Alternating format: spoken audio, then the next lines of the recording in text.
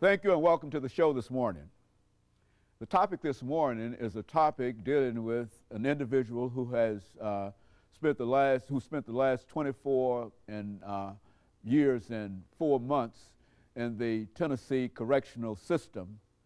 16 of those years on death row. And of course, we're talking about Mr. Richard Simon, who is partially visually impaired. I'm not exactly sure, Richard, whether we would say that you are partially visually impaired or that you are entirely visually impaired. But the fact is that you do not have all of your sight. Is that true in reference to that? That's true. I'm severely visually impaired. Totally blind in my left eye, and a small amount of vision in my right eye. And of course, Richard, let me thank you for being willing to come by and to talk to us this morning about some of the things that have been important in your life.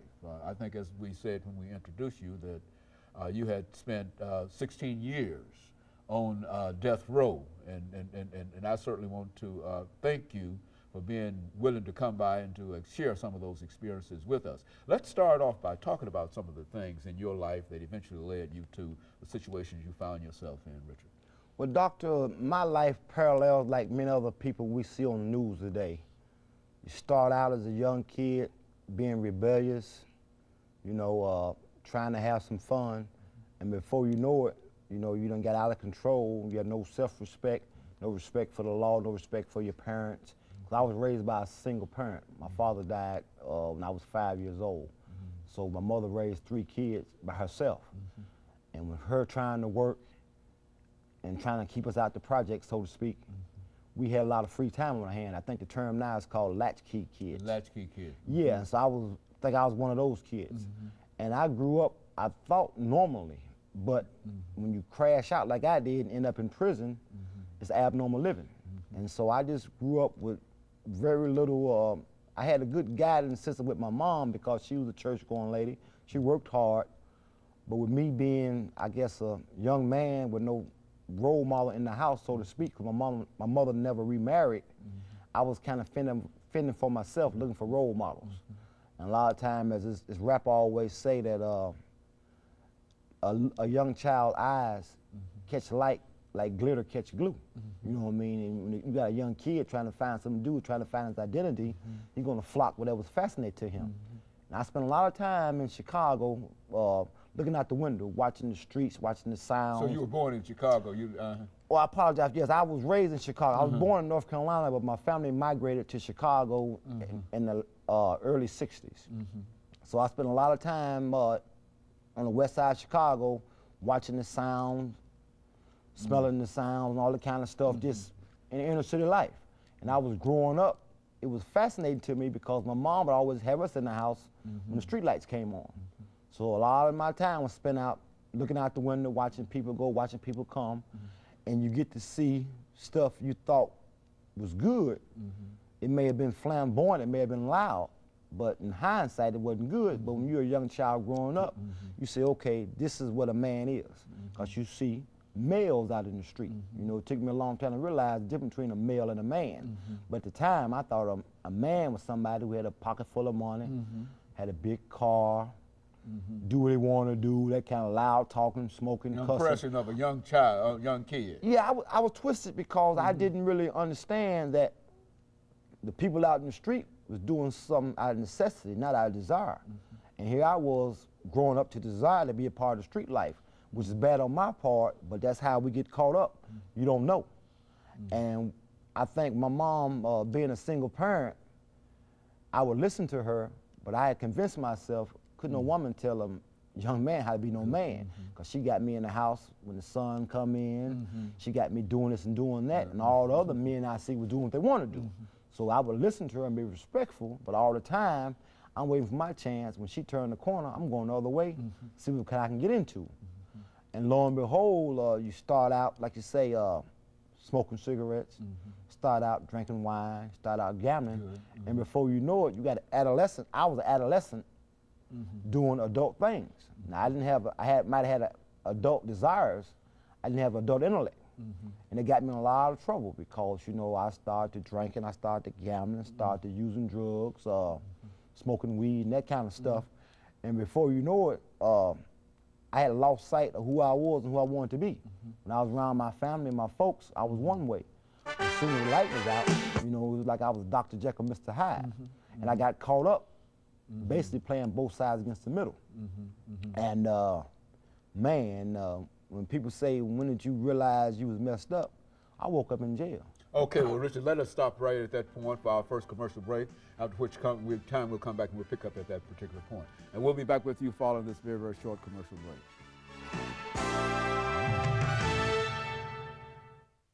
Thank you and welcome back to the show this morning. The topic is a personal profile in a real sense of Richard Simon, an individual who was incarcerated in the Tennessee prison system for some 25 years. 16 of those years spent on death row. And of course, Mr. Simon, before we had our first commercial break, we promised that we would allow you to continue your discussion. And I guess you might say that now we're dealing with your troubled times that would eventually lead you into some of the problems that you had. Let's talk about it. Okay, Doctor, as I was trying to explain that I had the best of both worlds. You know, I wasn't a dumb child. I had a lot of encouragement, so I joined Army. You know, my mom encouraged me to join Army, to get out the city, because she saw the direction I was going in. And I ended up in Army and was doing good. But it seemed like no sooner I got out of basic training, old habits reared themselves back up. Back to the drinking, drugging, staying out all night and doing stuff like that. And I got with some people who'd like to do the things I like to do. And I guess with no strict foundation, we just was like running rapid, partying, drinking, like military guys, get off work, go to town, have fun. Or so we thought was fun. And lo and behold, I got in a lot of trouble. I agreed to take part in a robbery. Cause we had ran out of money for some drugs. We thought we'd go take somebody's drugs. We was Army guys, big and strong. We didn't have no money. We'd go take what we want. And we couldn't rob the place we intended to rob. And we ended up going somewhere else. And as a result of our inexperience and doing the wrong thing, I was responsible for taking someone's life in the commission of a robbery. I intended to rob someone, but when the smoke cleared, I had shot somebody during the commission of a robbery. I got caught, you know, like I say, didn't know where to run, wasn't a career criminal, so that I really got caught real fast, tried and convicted because I was guilty. I was sentenced to death row. And it was like, when they read that out to you, I know my name. They said, okay, Richard Simon, we sending you to death. I asked my partner, what did they say? You know what I mean? Like, I didn't hear what I just heard. I went numb. I actually went numb, you know, and it wasn't till years later that I guess my senses of my feelings thawed out, because when they tell you they're going to execute you, you know you're guilty. That's like a pessimistic state of mind, and for me it was. And from that moment on, it's like I went into shock. You know, I was there, but I wasn't there. I said my goodbyes to my family. I knew I was guilty, so I didn't think I had a chance in the snowball of coming out, because I was guilty, because I actually did what I got tried and convicted for. They sent me to TSP. I don't know how many people have seen the old prison at the walls. It's like an old castle in some parts of it. It was on a sunny day, and to me, like it was fog hanging over the prison. It was sunny driving up to the prison. When we pulled up to there, it was like a big fog was hanging over there. And I said, oh my goodness. So I went up in there, you know, they got me up in there and told me, okay, you on death row, you this and you that. They sent me to lockup. All the time now, riding up to the prison, I'm scared to death. I can't admit that to my co-defendants or to the corrections officers, because I'm there now. I'm still putting on the hits about I'm this, that, and other. But inside, every step I took, I'm thinking, oh my God, because you know, back then it was an overcrowding problem. They had like 2,000 people up in there. I've never seen so many people or brothers or big dudes in my life. You know, I'm about 160 pounds. You know what I mean? I seen all that there. It actually frightened me, but what could I do? Who could I cry to? And they carried me into Unit 6. Back then, that's where they housed the people that was on death row, Unit 6. It was like a tomb, because I had never been to prison before. They carried me through the gate, It had 4 walks, and they put me on one walk. It was like opening up a gas chamber, for lack of a better explain it. They put you on a walk. I'd never been to prison before. I was a first-time offender. And there I went. All the sounds, all this, all that there, you know. I'm trying to be polite and this, that, and other. Everybody else rowdy. So I'm going through that, trying to adjust. But all the time, I'm thinking, they're going to kill me. You know what I mean? They're going to kill me. Everybody telling me, man, you on death row, yada, yada, yada. And so that played a strong part of my mind, because in prison, for most people, image is everything. You know what I mean? It's not who you are, it's how you represent yourself. So I carried on like I was a tough guy. Yeah, I'm this, I'm that, and I'm that. But at night, many nights, I cried myself to sleep thinking they're going to execute me. You know, my mom was afraid that she had done something to lead me to prison. I'm trying to tell her, no, I done it to myself, Mom, so don't you blame yourself. I couldn't blame nobody. You know, a lot of people be in prison, they say, oh, I'm innocent. I couldn't get on the bars and say that. So I had to deal with my situation off the bat. And first you be angry, you rebel, and that kind of stuff. And eventually it sets in that I'm going to die. I'm going to be executed, and they're going to come pick my body up. My mom got to come, a charge remain. You know, you know, I never seen anybody executed before. I'm thinking they're going to just fry me like you did a piece of meat. I didn't know. So for a lot of years, a lot of nights, that played heavy on my mind about, oh man, I'm going to see my maker. Now, to most people who lack spirituality in life, that is the best way to get your eyes open, thinking you're going before your creator. Because there's no show, there's no peer pressure.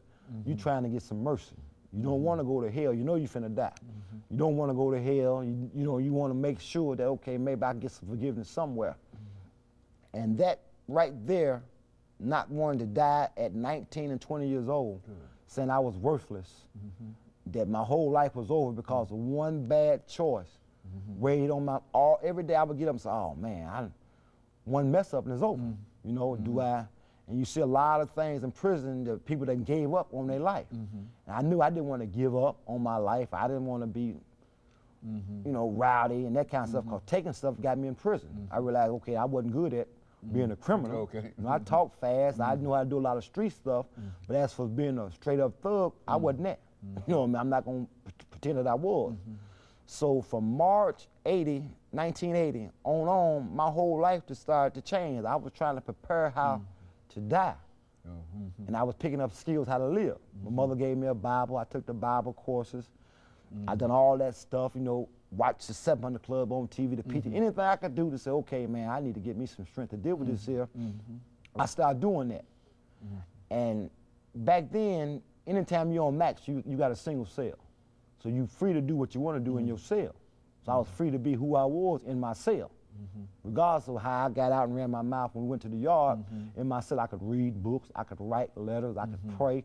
All the stuff that slowly turned me around, I was able to do because, man, I was having trouble. I got tired of walking back and forth that 6x9, you know what I mean, that after using drugs on the street, couldn't afford to use drugs in prison. Richard, let me stop this for the second commercial, and of course we'll be back with our audience following this very, very short commercial break.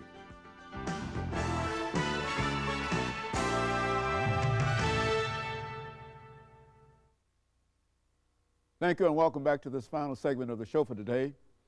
We're talking to Mr. Richard Simon. The profile is on his experiences being incarcerated in the penal system and on death row 16 years out of the 25 years and 4 months that he spent in the prison system. Of course, Richard, we were talking about some of your experiences and et cetera. Let's pick up at that point and continue. Okay, way back when, 1980, it was long before the gang situation got established. So you was free, you had to stand on your own back then, what I'm trying to say. So I was free to do what I want to do, be my own man. And I basically was trying to find some strength and courage to come to grips with what was facing me, which was the lecture chair. And so I spent a lot of time myself studying, reading, trying to come to grips. Like I say, as we say, looking into the mirror.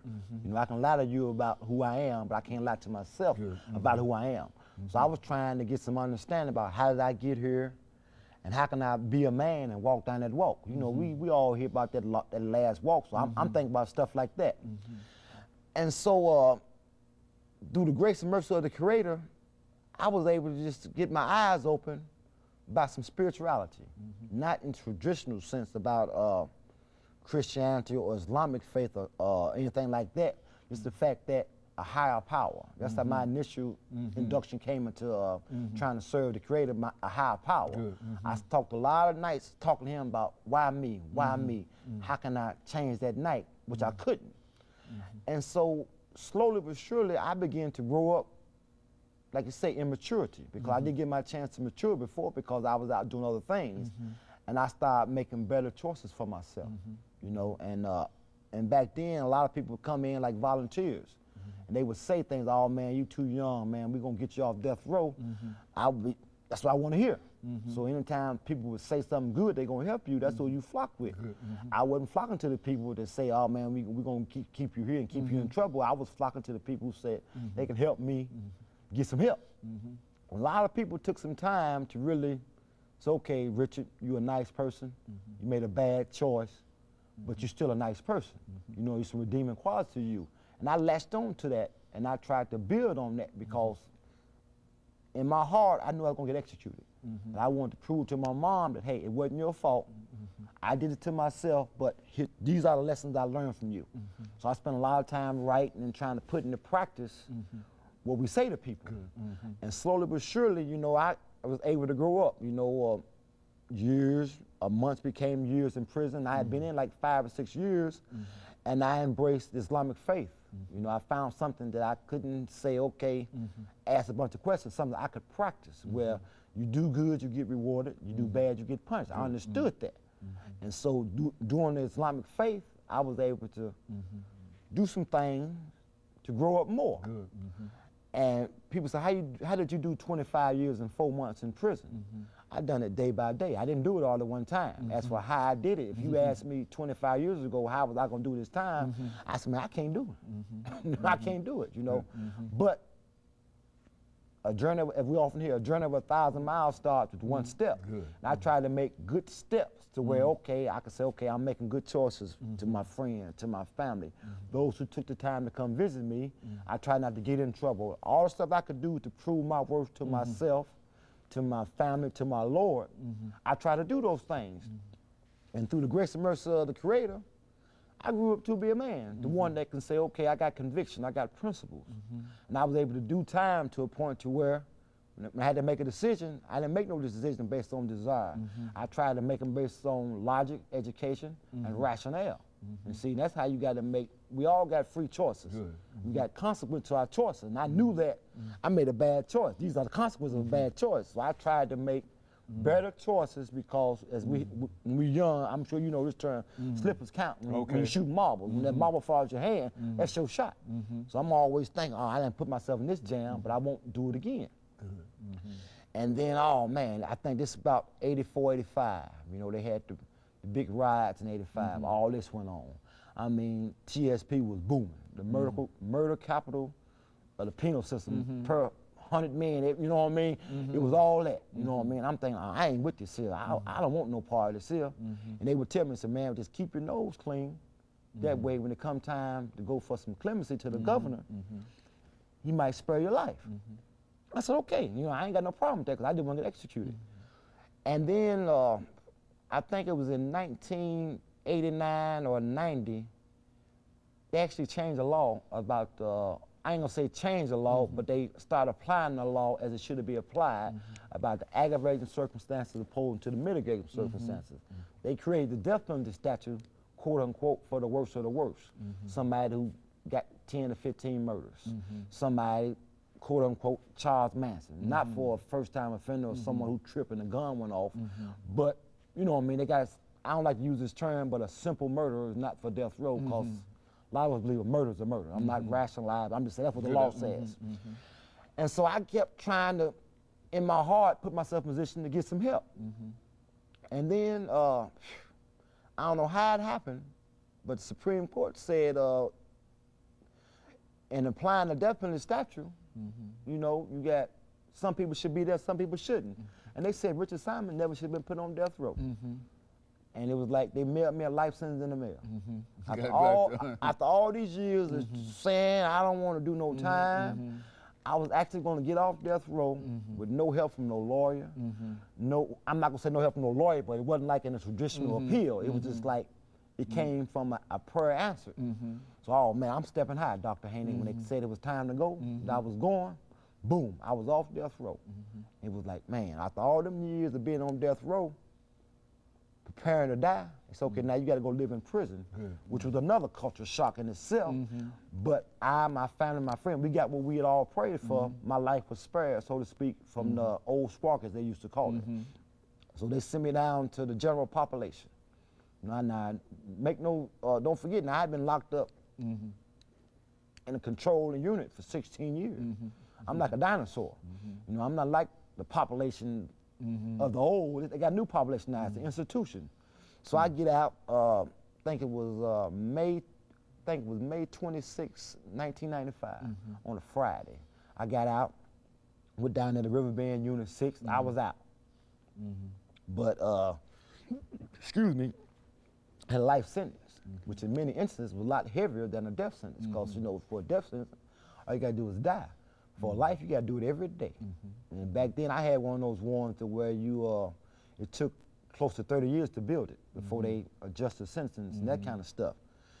And it was kind of depressing to be off death row to where everybody had spirituality, everybody had camaraderie. I was back out in that mad world again, to where people lying for a cigarette, people killing for a cigarette, and all that kind of stuff. I was thrust back in as that brother said, Abbott, in the belly of the beast. And believe me, that's what it was. You know, if you don't know how to do time, you end up doing bad time. It took me a long time to really learn how to do time. And so I just started learning how to do the life sentence, not thinking I ever would get an opportunity to make parole, because 30 years is a long time, you know, you're doing it day by day. So I tried to find ways to be happy or be content. Can't be happy in prison. Well, I couldn't be happy in prison, to be content. And so with my religion, I started hanging around my brothers. That way, we had something in common. We prayed together, we played ball together, we lift weights together, and that kind of stuff. I still had my sight then. And so during that time, I still was, like we say, was learning how to do this time. And slowly but surely, I still was putting some on my involvement in being a man. So this was like in 95, so I'm 35 now. I've been in prison, like I say, 16, 17 years. Tired of being in prison, but who can I talk to, because I'm guilty as charged. So I'm just doing time. I got a parole date now, but it's so far off, I'm still just doing time, doing it day by day. I'm trying to live right, because as I said, as I was preparing to die, I picked up skills on trying to live. And I was blessed to meet a lot of good brothers who had got past all that penitentiary mentality and just was trying to be men. You know, like I say, a lot of times they say that people come to prison and pick up a Bible or Quran, but the Creator is going to show you how to be responsible and be respectful. You know what I mean? You can find manhood in religious books, and that's how I found my manhood in the religious books. Learn how to have self-respect, respect my cellmate, respect everybody else, and I just started being who I was destined to be, which was a nice person. I wasn't perfect. Okay, Richard, we're going to have to end this show for today. Over the last